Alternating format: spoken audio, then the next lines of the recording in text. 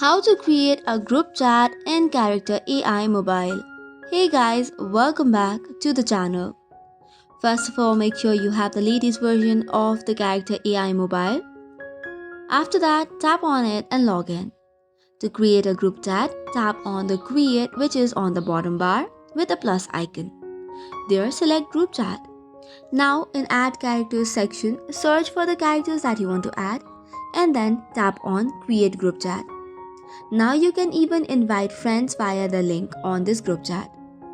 There is a link that can be copied and you can add the characters as well.